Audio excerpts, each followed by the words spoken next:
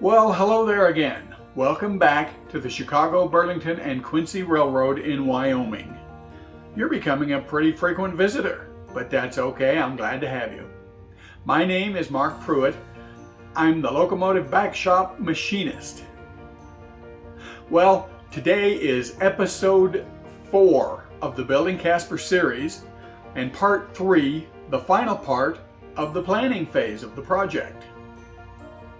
In part 1 of the Planning the Yard series of Building Casper, we talked about online resources for yard planning. I defined operational interest as it applies to yard operations. I talked about key elements that I think I need to incorporate into my yard. And I went over some of the details of the yard design as I've developed it. In part 2, we talked about the past and current designs for Casper Yard, starting with a brief review of the key elements, and then looking at all the previous versions of Casper Yard. We looked at how they evolved over time from one version to the next, what I learned from each of the different versions, and what the flaws are of each of the versions as I design them, even up to the current version. In this final episode on Planning the Yard, I'll provide a brief summary of major track planning software packages that are available to use when doing layout planning, and why I think software is the best way to go when you're doing the detailed planning of your layout. And I'll talk about how I plan to test the yard's operating potential through various simulations and test scenarios. This is going to be the shortest of the 3 planning episodes, so sit back, relax, and enjoy. Let's get started. First up is a short overview of some of the various track planning software packages that are available. I was a structural and mechanical engineer in my working life, using a variety of high-powered CAD or computer-aided design systems. My model railroad design software of choice is CADRail. It has a very technical interface that takes the same general approach as its more powerful brethren, so I was right at home with it very quickly. I strongly recommend using a computer drawing package when laying out complex track work like yards for one simple reason: it doesn't cheat. When working on graph paper, it's easy to fudge a radius a little bit or squeeze a turnout just a tiny bit closer to that other one. The result can be a track arrangement that just doesn't fit where you want it to when you start laying your track.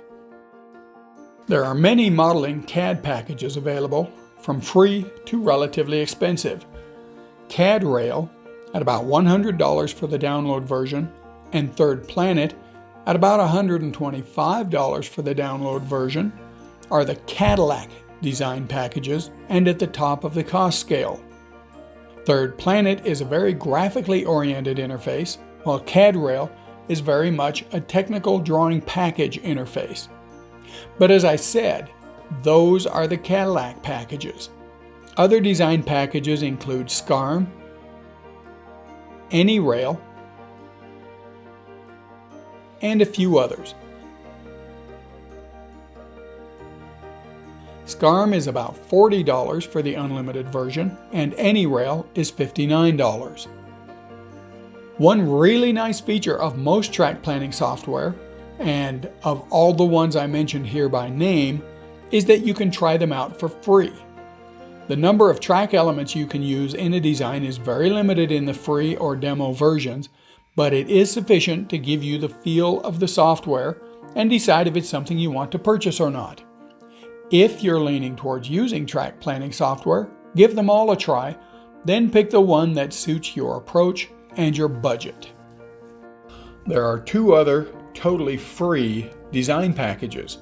The first is called RightTrack. This is a Windows-only package that allows you to design a layout using Atlas Track products.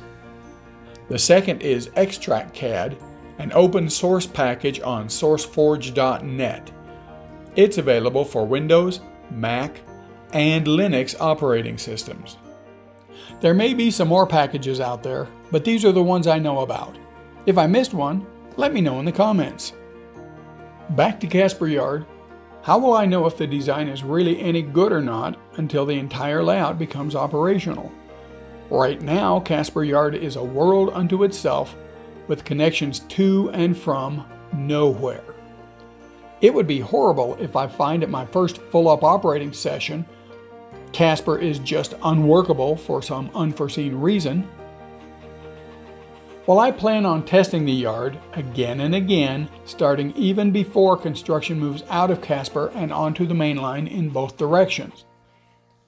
All the yard tracks are in, wired, and fully functional except the turntable inbound and coal supply tracks. The yard is not operable right now because I'm in the middle of ballasting the tracks and adding basic scenery, mainly dirt and ground cover. Detailed scenery will come later. Once ballasting is complete, I'll set up and run test scenarios. Lots of test scenarios. Trains will be placed on the AD track or main line as if they've just arrived in Casper. They'll be broken up and sorted into cuts for new outbound trains in the classification tracks or delivered to local industries as appropriate. Locomotives and cabooses will be handled as appropriate. There will be many trains representing reefer trains brought in for icing, through freights dropping off and picking up cuts of cars before proceeding, stock trains and others stopping only for motive power changes, and locals being made up to service industries along the division. As issues are uncovered, I'll explore ways to overcome them through operating rule changes hopefully, but also through track realignments as a last resort. As layout construction progresses, the simulations will become of higher fidelity as trains will actually be able to move into and out of Casper. Well, simulations are all well and good, but I really won't know for sure how good a job I did in designing the yard until operations on the layout commence in a couple of years.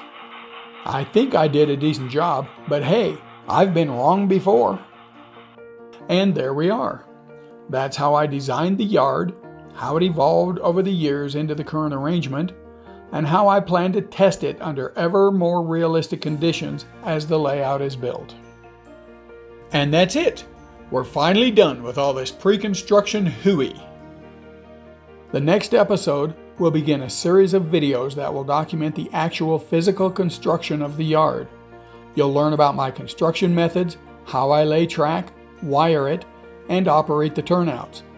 You'll see not only what went as planned, but you'll also learn about the many mistakes I've made and continue to make, and how I solved them. Interspersed with the construction episodes will be simulation episodes where I'll go over what operation simulations I've run and how they came out, including any unexpected problems that popped up and lessons learned. Thanks for joining me. I hope you feel this has been worth your time. The construction episodes will be much easier to produce than these last few have been, so the first of those should be out in the next 2 or 3 weeks. Stay safe, stay healthy, have fun, and I'm going to go work on my railroad.